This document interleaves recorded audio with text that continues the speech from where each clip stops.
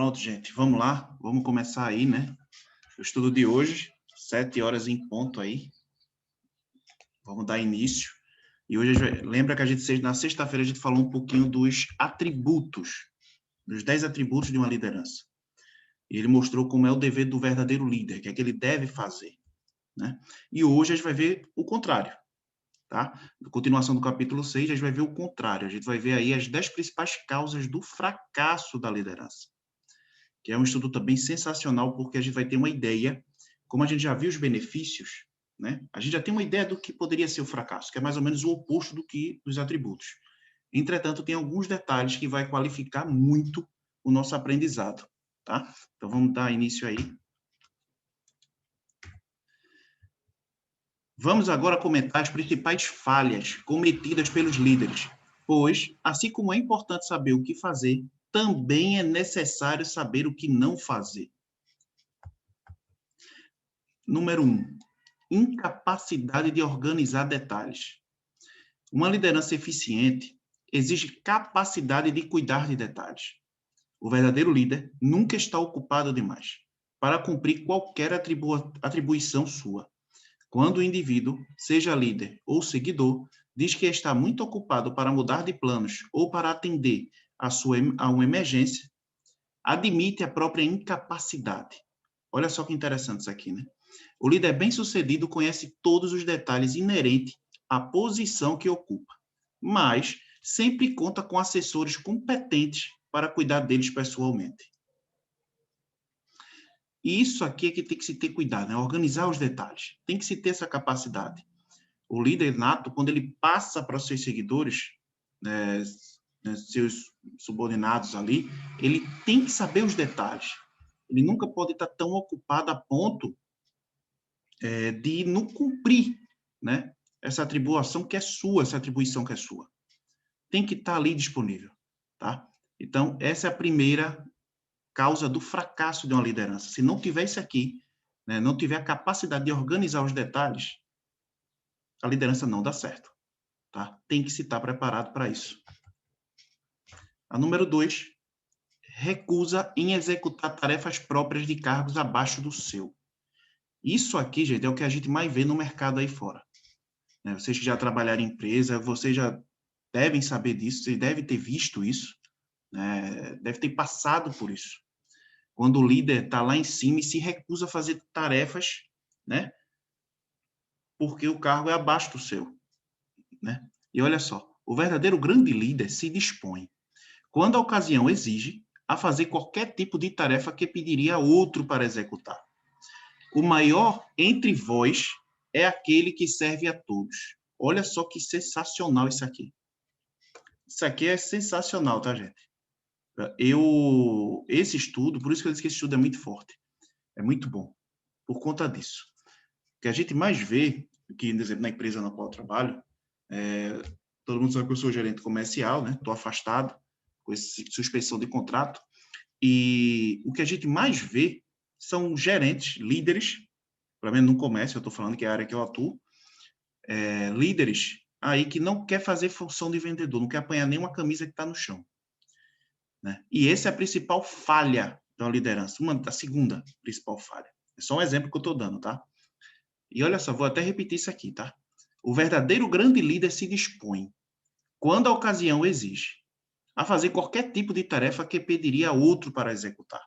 O maior entre vós é aquele que serve a todos. É uma verdade observada e respeitada por todo líder capaz. Isso aqui, gente, é sensacional, né? A terceira, expectativa de pagamento pelo que sabe e não pelo que faz com o que sabe. O mundo não paga pelo que as pessoas sabem, mas pelo que fazem ou levam os outros a fazer. Esse é outro detalhe importantíssimo. Importantíssimo, tá? Bom dia, Fabi. Importantíssimo. É um detalhe. Porque não importa o seu grau de conhecimento, né? Não importa o seu grau de conhecimento. Se você pode ser o cara mais inteligente do mundo, mas se você não praticar aquilo que você sabe, se você não repassar esse teu conhecimento para os outros, você não vai ser pago como você deve, como se deve. Você pode até achar que vai, mas não vai. Então, essa expectativa tem que ser quebrada para que o líder possa iniciar de forma correta. Tem que ser quebrada. Porque se ele entra com essa expectativa desse tipo de pagamento, pelo que sabe, não que ele faz com o que sabe, ele vai se frustrar e, consequentemente, a liderança não vai dar certo. Né? Então, a gente tem que ter muito cuidado com isso. Porque, às vezes, a gente sabe de muita coisa e não pratica nada. E não põe em prática nada. E a gente tem que começar a praticar. Tá? Olha só, o quarto. Medo da concorrência. Esse é fogo. O líder que teme ser substituído por um dos seus seguidores provavelmente verá seu medo de se concretizar. O líder capaz prepara substitutos a quem possa delegar responsabilidades, conseguindo assim multiplicar-se, ir a vários lugares e dar atenção a diversas tarefas ao mesmo tempo. As pessoas recebem um pagamento maior por sua capacidade de fazer os outros produzirem do que pelos próprios esforços. Olha só. Vou até repetir. As pessoas recebem um pagamento maior por sua capacidade de fazer os outros produzirem do que pelos próprios esforços. Eis aí uma verdade eterna. O líder eficiente, com seu conhecimento e o magnetismo de sua personalidade, aumenta em muito a produtividade dos funcionários, levando-os a oferecer melhores serviços. Então, a gente está vendo aqui que o quarto fator que causa aí o fracasso da liderança é o medo da concorrência. É o medo de perder o cargo, né? É o medo de não saber lidar com isso, porque quando o líder prepara, tá ali, é um grande líder, né? Claro, eu estou falando. Ele prepara o seguidor, o funcionário, tá ali investindo nele, mostrando ao funcionário como se deve fazer, mostrando o caminho, preparando o funcionário para ser um líder. Pode ter certeza que esse líder aqui, se ele tiver a mentalidade correta de uma liderança, ele vai estar muito feliz quando vê o funcionário preparado. Porque ele sabe que o dele, quando os chefes verem que ele está capacitando os funcionários abaixo dele, vai ver a qualidade que ele tem e a promoção dele vai ser rápida, não, mas vai ter uma promoção no trabalho dele. Ele vai ter uma recompensa por causa disso. Mas o que acontece hoje em dia é o medo de se preparar alguém para assumir seu posto e fazer com que ele perca a liderança dele, ele perca o cargo. O medo de perder o cargo faz com que os líderes hoje não enxerguem esse ponto de vista. E é por isso que existe tanto fracasso nas lideranças hoje em dia. E é por conta disso. Então, a gente já viu aqui os 4 primeiros fatores, né? Que é a incapacidade de organizar detalhes, recusa em executar tarefas próprias de cargos abaixo do seu, expectativa de pagamento pelo que sabe e não pelo que faz com o que sabe, e o medo da concorrência. E o 5, falta de imaginação. Sem imaginação, o líder não consegue agir nas emergências, nem elaborar planos para orientar com eficiência seus funcionários. Isso é importantíssimo. Tem que se ter uma imaginação, pensar rápido, agir. A gente viu ontem, né, de Paulo Vieira. Tem que agir, evitar o problema. Se o problema chegou, corrige logo o problema e na velocidade certa. Então, a gente tem que ter essa, sabe, essa imaginação de poder resolver logo as coisas. A gente tem que resolver logo, ter essa imaginação para raciocinar rápido e fazer o que tiver que ser feito. Né? 6, egoísmo. Outro tópico sensacional. O líder que toma para si o sucesso do trabalho dos seguidores certamente atrai ressentimentos. Olha só. O líder que toma para si o sucesso do trabalho dos seus seguidores certamente atrai ressentimentos. O verdadeiro grande líder não toma a glória para si. Ele se satisfaz em ver a valorização dos seguidores, porque sabe que, para eles, é mais importante o reconhecimento do que o dinheiro. Eu confesso a vocês uma coisa. Eu só vi um líder assim até hoje na minha vida. Líder aqui, eu estou falando, né? Líder de termos de empresas que eu trabalhei, claro. Um só. O resto, todos com medo. Todos têm aquele 1.4, o medo de perder o emprego. E acabavam, todo vez que o chefe chegava, dizia que era eles que tinham feito tudo. Na verdade, tudo era a gente. Ele só pedia para a gente fazer. E a gente via isso acontecer. E isso aqui é muito verdade. Causa um ressentimento. Porque todo mundo era unânime, todo mundo dizia, caramba, quem foi a gente, ele disse que foi ele, ó, para ele tomar o excreto. Então, quer dizer, isso não é um tipo de liderança forte, um tipo de liderança que vai dar sucesso, né? Não vai ter sucesso.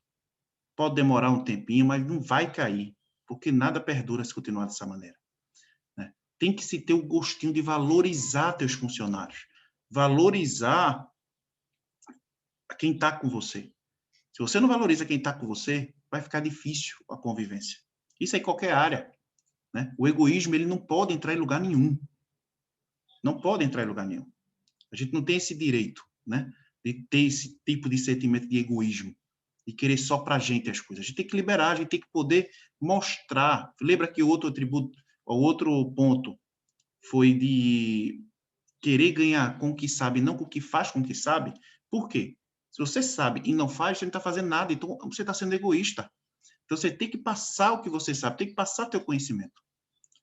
Existem várias maneiras para isso acontecer, sem que você perca o seu emprego, claro. Né? Você vai fazendo tudo, como normalmente eu sempre faço. Não, isso aqui eu fiz junto com os meninos me ajudaram, a gente trocou os manequins, a gente fez isso, fez isso. Quer dizer, eu passo também para o líder, para o chefe, que os vendedores me ajudaram a fazer uma vitrine. Então, a gente não... Estou dando um exemplo de loja, porque é o que eu trabalho, mas você tem que entender que se você começa a puxar só para si o reconhecimento, isso vai fazer com que vai atrair muito ressentimentos. E isso não é bom. Não é bom de jeito nenhum. Tá? 7. Descontrole. Isso é outro que acontece, vou dizer diário, mas quase que diariamente. Os seguidores não respeitam um líder descontrolado. Além disso, o destempero, em suas várias formas, acaba por destruir a resistência e a vitalidade dos que sucumbem a ele. Olha só, os seguidores não respeitam um líder descontrolado. Além disso, o destempero, em suas várias formas, acaba por destruir a resistência e a vitalidade dos que sucumbem a ele. Fantástico. O 8º, deslealdade. Talvez essa característica devesse ocupar o primeiro lugar da lista. Olha só, o líder que não é leal ao cargo que exerce aos colegas, aos superiores e aos subalternos, né? Não contém a liderança por muito tempo. Olha só, a deslealdade reduz o indivíduo a pó e atrai para ele todo o desprezo que merece. Olha só.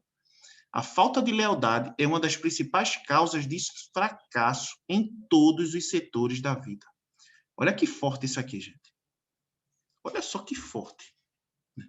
É algo sensacional isso aqui. É algo sensacional. Esse 8º ponto. Olha só. Talvez essa característica devesse ocupar o primeiro lugar da lista.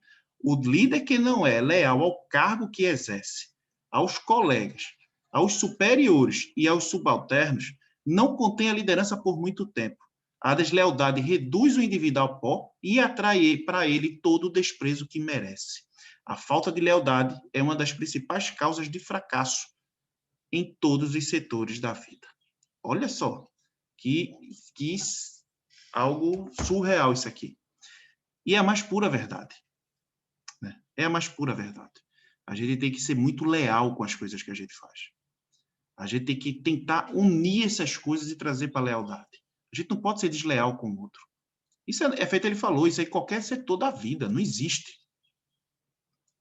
Né? Não existe. Então a gente tem que se ter essa lealdade. Né? Tem que se ter. Tá bom? Vamos lá. O 9º, penúltimo, né? ênfase na autoridade da liderança. O líder eficiente atua pelo estímulo, olha só, e não pelo medo incutido no coração dos seguidores. Olha só isso aqui, gente. O líder eficiente atua pelo estímulo e não pelo medo incutido no coração dos seguidores. O que seria esse medo? Simplesmente ele quer botar ordem, ameaçando ali, querendo que a pessoa, se não fizer, vai botar para fora, e o funcionário começa a se sentir, né, os seus seguidores começam a se sentir pressionados. Né? E isso não é bom. Não é bom. Tem que ser pelo estímulo. Você tem que estimular as pessoas, tem que motivar as pessoas.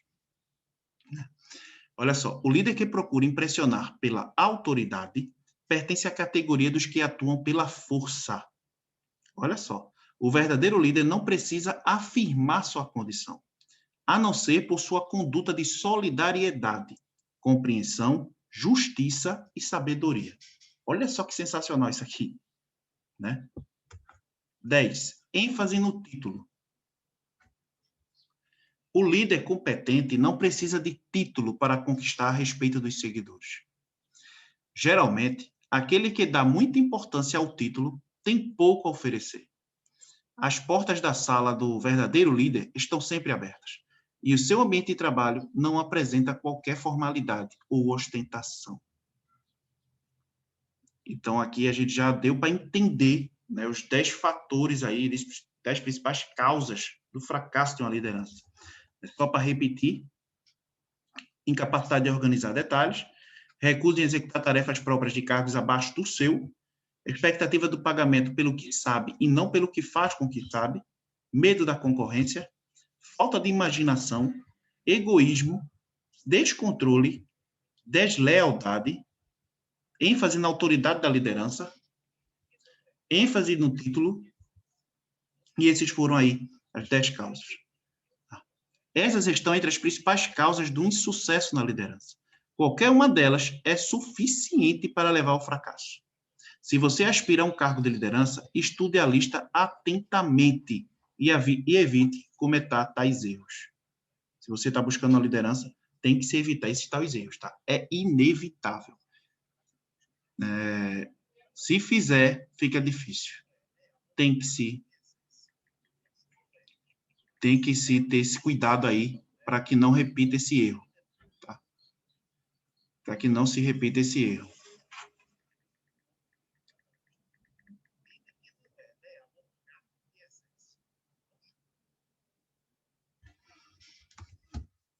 Alguns terrenos férteis em que a nova liderança é necessária. Olha só isso aqui. Antes de encerrar o capítulo, quero chamar a atenção para terrenos férteis, em que a carência de novos líderes pode significar a mudança de autoridade. Primeiro, olha só, tá? Vou até repetir. Antes de encerrar o capítulo, quero chamar a atenção para terrenos férteis, em que a concorrência de novos líderes, e que a carência de novos líderes pode significar abundância de oportunidades. Primeiro, a política é o campo em que novos líderes são mais necessários. É uma situação verdadeiramente emergencial. Os políticos, em sua maioria, parecem ter se transformado em escroques legalizados, aumentando impostos e corrompendo a máquina administrativa, até tornarem inviável a vida dos cidadãos. Parece que eles são feitos para isso, né? Isso ele está falando lá nos Estados Unidos, tá? Porém, eu trago para cá ainda triplicado isso aqui, né? Essa é a primeira, né, terra aqui fértil que se necessita de líderes de verdade. Aqui, a política, tá? Segundo, o líder do setor financeiro praticamente perderam a confiança do povo. Os banqueiros sentiram a necessidade de mudança e já começaram a fazer. É outra área, né, que é necessária a nova liderança, né, que é o setor financeiro. O terceiro, a indústria precisa de novos líderes. Os líderes à moda antiga pensavam e agiam em termos de dividendos, em vez de pensar e agir em termos de relação humanas. O novo líder do mundo empresarial precisa atuar como um representante do povo, interessado em impedir que qualquer pessoa viva na miséria. A exploração do trabalhador é coisa do passado. Olha só. Que não se esqueçam disso aqueles que aspiram à liderança em todos os setores. É um dos pontos, tá, que não pode se deixar para trás. A gente tem que se ter esse cuidado. Tá? Precisamos desse cuidado. A relação humana é muito importante. E a gente viu ontem com o Paulo Vieira, né? É muito importante. O abraço, o contato, de você estar ali olhando no olho, de você estar ali ajudando. Isso é o papel do líder. Não existe outro. Tá? Quarto, o líder religioso do futuro era forçado a dar mais atenção às necessidades terrenas dos seguidores, à solução de seus problemas econômicos e pessoais do presente, deixando de lado o passado, que já passou, e o futuro, que ainda não veio. É outro ponto que necessita muito de liderança. Quinto, nas áreas de direito, olha aí, medicina e educação. Um novo tipo de liderança e novos líderes serão necessários. Isso vale especialmente para a educação. O líder dessa área deve encontrar meios de ensinar as pessoas a aplicar o que aprenderam. Deverá haver mais prática e menos teoria. Vocês têm alguma dúvida que isso aqui é verdade? Que hoje em dia se aprende muito mais com a prática do que com a própria teoria? Que as crianças aprenderiam muito mais. Claro que a teoria não é que a teoria, vejam só, ele não está dizendo que a teoria não é importante. Ele está querendo dizer que deve-se haver mais prática do que teoria. A teoria nunca vai acabar, mas a prática tem que estar mais sendo executada. Vocês concordam com isso? Não? Com certeza, acho que isso facilitaria ainda mais o aprendizado, né? E principalmente hoje em dia, que você vê que não existe tanto respeito, né, com o professor como antes, né? Infelizmente é uma realidade bem triste, porque as pessoas pensam muito se querem ou não lecionar exatamente por esse motivo, né? Por se sentir ameaçado, desrespeitado, né? Uhum. Valorizado, então, nem se fala. Exatamente, eu concordo plenamente, Nádia. É isso aí. É a mesma ideia que eu tenho. Tem que se ter. Por isso que tem que surgir novos líderes. Né? São terras férteis que estão necessitando desses líderes. Né? E quando aparecer alguém com esse tipo de liderança adequada e que saiba ser um novo líder, que a gente está vendo os termos que ele necessita, esse líder vai se destacar. Consequentemente, vai ser muito mais bem pago. Vai se destacar. Com o tempo, ele se destaca. É inevitável. Sexto, novos líderes serão necessários no jornal. Isso aqui é que eu acho que deve... Isso aqui eu acho que tinha que ser urgente. Urgente isso aqui eu acho que devia ser, tá? Novos líderes serão necessários no jornalismo. Os jornais devem tornar-se independentes dos privilégios especiais e do subsídio da publicidade, deixando de atuar como instrumentos de propaganda de seus patrocinadores. Né? O tipo de jornal que publica matérias e fotografias escandalosas terá o mesmo fim de tudo que corrompe a mente humana. Será que isso aqui acontece muito, gente? Será que isso aqui acontece muito aqui no Brasil? Não, não, né? Acho Demais. que não. Demais. Pois Nossa, uma foto escandalosa vende muito, né? Mas, assim, tudo que se vende é porque tem quem se compra, né? O problema é esse. Tem quem compra. O grande problema é esse. Então, é uma área que também precisa de novos líderes. Líderes que não estão um pouco se lixando, tá? Eles vão falar ali a verdade e não o que certos patrões pedem.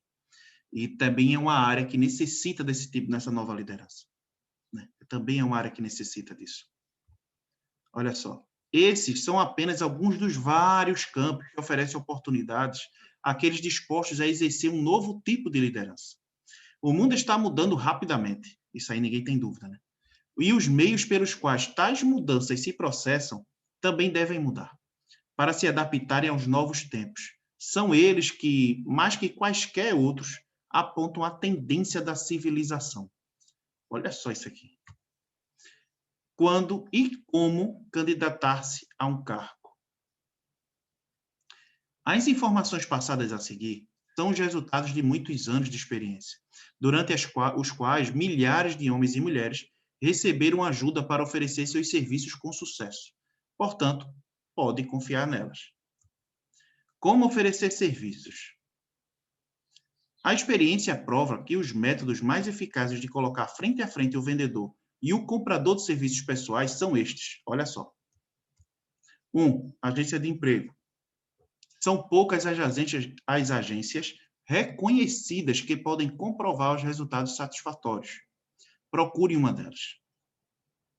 2. Anúncios. em jornais, revistas ou rádios. Os anúncios classificados costumam dar bons resultados, em especial no caso de assalariados e empregados de escritório.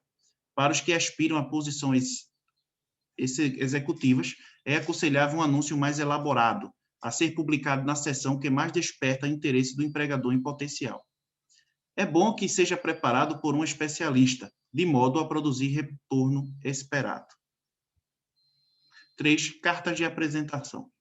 Dirigidas a empresas particulares ou a pessoas que necessitem dos serviços oferecidos pelos candidatos. A carta deve estar datilografada a ser assinada de próprio punho. Junto à carta, pode ser enviado um currículo. Tanto a carta quanto o currículo devem ser preparados por um especialista. Veja as instruções sobre as informações a serem fornecidas. 4. Recomendação de outra pessoa. Quando possível, o candidato deve procurar um empregador em potencial acompanhado de um conhecido comum. Esse método é especialmente interessante para aquele que procura colocação, não parecer aí pretensioso, mas ao mesmo tempo que mostra que é reconhecido no setor. E 5, apresentação pessoal. Em alguns casos, pode funcionar melhor se o candidato se apresentar pessoalmente ao possível empregador, deixando com ele um currículo. Em geral, as decisões sobre contratações não são tomadas na hora, e assim, o material poderá ser examinado com calma. Gente, isso aqui é alguns pontos que as pessoas, eu percebo, principalmente eu que recebo muito currículo, que eu percebo que as pessoas têm dificuldade. Tá? Principalmente as pessoas que estão procurando primeiro emprego, segundo emprego, enfim, pessoas novas. Pessoas mais experientes já não têm tanta essa dificuldade, já está mais calejado. Mas as pessoas que estão procurando emprego agora estão cometendo muito erros, como esse. Tem gente que chega lá na hora, vem entregar um currículo do meu primo. Pô, se a pessoa não tem disposição nem de entregar um currículo, como é que a pessoa vai conseguir um emprego? Sabe? Então, a apresentação pessoal é muito importante. E as pessoas não valorizam isso, mas é muito importante. Quando você chega bem vestido no lugar, sabendo como se expressar, mostrando disposição, até atitude, e você entrega o currículo ao seu futuro chefe ali, o gerente da empresa, ou sei lá, o secretário, não sei de onde você vai entregar o currículo, a pessoa vai olhar, caramba, que atitude dele, sabe? O jeito dele falar, isso tem que se ter essa preocupação. Se você procura um emprego, claro, né? Que muitas pessoas não é o caso, né? Que aí já estão pensando em empreender. Aí você vai fazer o contrário, você que vai receber futuramente, né? Então, mas se procurar, tem que se ter esse cuidado, tá? A tua apresentação pessoal é muito importante. Agora, esse aqui, gente, é muito interessante também, que muita gente não sabe, tá? Informações a serem fornecidas no currículo. Olha só que interessante isso aqui vai ser. O currículo deve ser elaborado com o mesmo cuidado com que o advogado se dedica à preparação da defesa do cliente. Olha só isso aqui. O currículo deve ser elaborado com o mesmo cuidado com que o advogado se dedica à preparação da defesa do cliente. Se o candidato não tiver experiência nesse tipo de tarefa, é melhor consultar um especialista. Comerciantes empregam homens e mulheres conhecedores da arte de demonstrar os méritos da mercadoria. Quem tem serviços pessoais para vender deve fazer o mesmo. As informações a seguir precisam constar no currículo. Olha só as informações que devem constar. 1. Formação.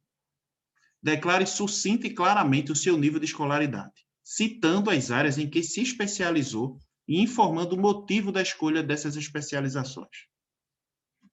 2. Experiências. Se você possui experiência em funções similares à que procura, descreva em detalhes, indicando nomes e endereços de antigos empregadores. Não se esqueça de mencionar alguma experiência especial que capacite você a ocupar a posição desejada.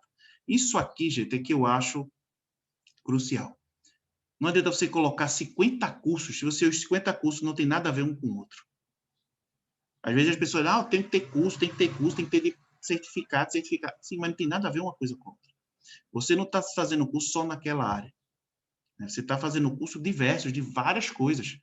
Isso talvez não te ajude, pelo contrário, te atrapalhe. Que mostra que você é uma pessoa que não tem foco. Né? Exemplo, tá? Você faz um curso de informática. Ah, agora eu vou fazer um curso de Excel. Ah, depois eu vou fazer um curso de Word. Depois eu vou fazer curso de como fazer uma planilha financeira. Enfim, isso você vê que são cursos na mesma área, na área de informática. Então, se o cargo que você vai se dispor a querer, o cara vai olhar e vai dizer, caramba, tanta especialização para essa área. Eu quero, não tem como, porque você se especializou naquilo. E é justamente a função que você quer naquela empresa. Então, não adianta você que está buscando uma área de informática na empresa, chegar e botar lá, ah, eu tenho um curso de, sei lá, de direito, ah, eu tenho um curso de não sei, qualquer outra coisa. Isso não vai levar em nada. Você tem que botar aquilo focado para a área que você está querendo atuar naquela empresa. Né? É isso que você tem que ter muito cuidado. 3, referências. Normalmente, as empresas se interessam em conhecer as ocupações anteriores do candidato, em especial quando a função pretendida é de grande responsabilidade. Junte ao currículo cartas de apresentações escritas por ex-patrões, ex-professores, pessoas de boa reputação no setor. 5, especialização do cargo. Evite candidatar-se sem descrever exatamente o cargo pretendido. Nunca peça apenas um cargo. Isso indicaria falta de qualificação. Isso aqui, gente, é outra chave. Tá? É outra chave. As pessoas, pela necessidade, que a gente sabe que o mundo está vivendo, né, as pessoas acabam se deixando o valor do seu trabalho para trás. Dá para entender, né? Estão deixando o valor do seu serviço para trás. Isso faz com que qualquer coisa sirva. Sabe? E isso acaba que a remuneração acaba ocasionando isso também. Porque se a pessoa que está entrevistando percebe que a pessoa está ali no desespero para conseguir, claro que todo mundo que está procurando quer o emprego, óbvio, mas existe uma diferença do profissional. Não, eu quero esse cargo. Eu vim disposto a conseguir este cargo. Sabe? Você vai com atitude, você está ali determinando o que você quer. Você mostra que está qualificado. Você está tão determinado para aquele cargo que a pessoa vai olhar e vai dizer, menino, ele está tão confiante, está tão querendo, que ele é capaz, sim, de ficar com esse cargo. Muda a ideia da pessoa, do chefe, do patrão que vai estar ali para contratar, do RH. Muda na hora, tá? Então, tem que se ter essa decisão, especificar bem o cargo. 6, qualificações. Especifique as suas qualificações que são compatíveis com o quarto desejado. Explique claramente por que se considera em condições de assumir o cargo. Essa é a parte mais importante de sua apresentação. Dela dependerão prioritariamente as suas chances de conseguir a vaga, que é aquilo que eu falei, né? Ser focado no que você está querendo. 7, período de experiência. Se você realmente deseja a posição a que se candidatou, ofereça-se para um período de experiência não remunerado de 1 semana ou 1 mês, para que o empregador possa avaliar sua adequação ao cargo. Pode aparecer uma sugestão radical, mas a experiência mostra que vale a pena tentar. Se você tem segurança das suas qualificações, tente. Um oferecimento desse tipo é uma prova de autoconfiança. Além do mais, se a sua oferta for aceita e se você fizer um bom trabalho, provavelmente será recompensado pelo período de experiência. Esclareça bem as razões do seu oferecimento. A. Confiança na própria capacidade. Porque para a pessoa fazer um negócio desse, ele tá muito seguro. Tem que estar muito confiante de que vai fazer um bom trabalho ali. Então, ele tem que saber o que está fazendo. B. Certeza da contratação ao fim do período da experiência. Se ele fizer um bom trabalho, é inevitável que vai ficar. Se os donos veem que ele fez um excelente trabalho nesse mês, caramba, se em 1 mês ele fez tudo isso, imagine depois. Né? É a primeira mentalidade. C. Determinação de conseguir um encargo. E o 8º ponto aí é conhecimento dos negócios do possível empregador. Antes de candidatar-se, estude a empresa, para se familiarizar com os negócios e indicar esse conhecimento no currículo. Assim, além de impressionar, você irá demonstrar que tem imaginação e real interesse pelo cargo. Lembre-se, em direito, ganha quem apresenta melhor o caso. Olha só isso aqui. Em direito, ganha quem apresenta melhor o caso. Se o seu caso for bem preparado e bem apresentado, você vai entrar em campo com meia partida ganha. Então, planejamento e preparação é tudo. É feito, está falando aqui, um advogado, quando vai defender uma causa, né, ele vai tudo preparado, tudo muito bem minucioso, né? Então, ele vai ali disposto a apresentar o melhor caso da vida dele. E quem faz isso, quem se prepara e é bem preparado, né, já entra com meia partida aí e ganha. Só tem a metade para completar. Né? Quem apresenta melhor, ganha. E a mesma coisa no emprego tradicional. Não tenha medo de tornar o currículo muito extenso. O empregador quer ter acesso ao maior número possível de informações. Assim como você se interessa por um cargo seguro, ele está interessado nos serviços de candidatos bem qualificados. Na verdade, boa parte do sucesso da empresa deve-se ao acerto nas contratações. Isso é a mais pura verdade. Essa é a mais pura verdade.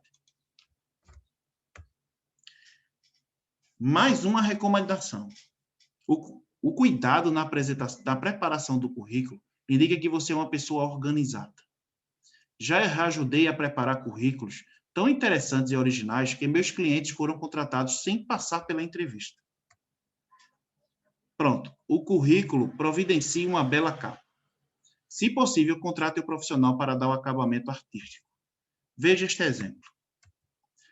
Bom, currículo, Robert Smith, candidato ao cargo de secretário particular do presidente da The Blank Company. Olha só, na hora de entregar o currículo, é só mudar o nome da empresa. Um toque pessoal sempre chama a atenção. Cuide para que o currículo seja bem impresso, num papel de melhor qualidade possível. A fotografia deve ser colada na primeira página. Siga as instruções ao pé da letra, acrescentando o que a sua imaginação sugerir. Bons vendedores sempre procuram ter boa apresentação, pois sabem que a primeira impressão é muito importante. O currículo é o seu vendedor. Vista-o bem para que se destaque dos outros. Se o cargo é bom, vale a pena lutar por ele. E mais, se o empregador ficar impressionado com você, é provável que ele ofereça um salário inicial mais alto, diferente de como seria se tivesse tentado de modo convencional. Se procurar um emprego por meio de uma agência, deixe lá cópias do seu currículo. Assim, o agente ficará mais atento às oportunidades.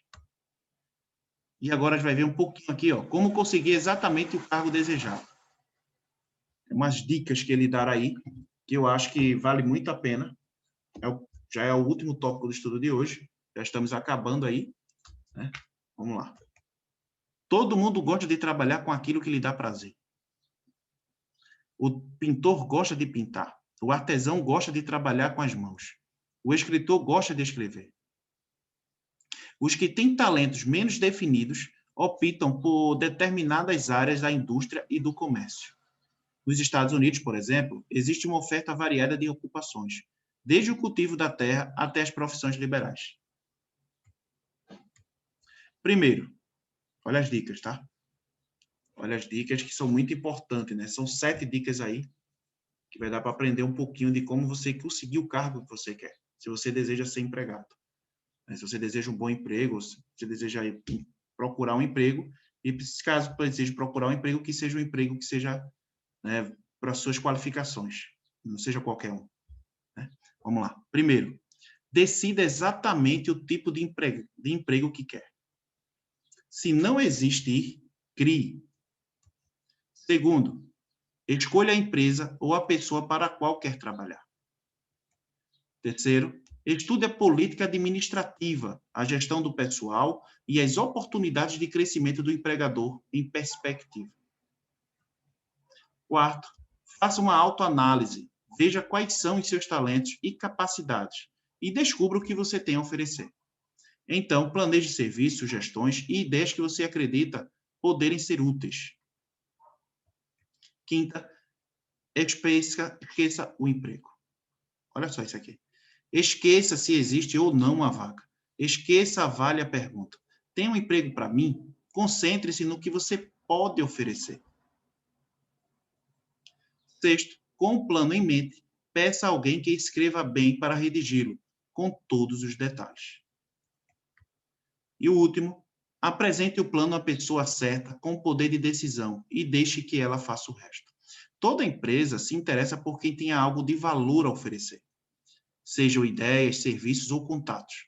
Toda empresa tem espaço para quem levar um plano de ação definido que a fará crescer.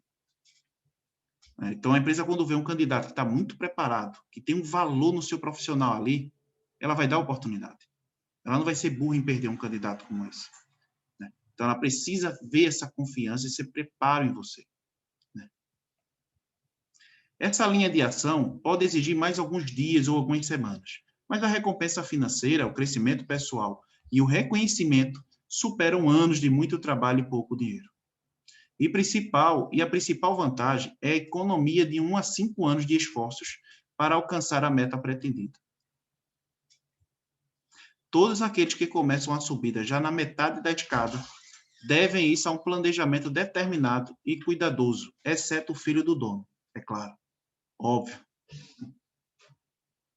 E amanhã a gente vai ver esses 3 tópicos aqui, 3 ou 4 tópicos que eu coloquei, tá? A nova maneira de oferecer serviços. Qual é a sua cotação? O que é?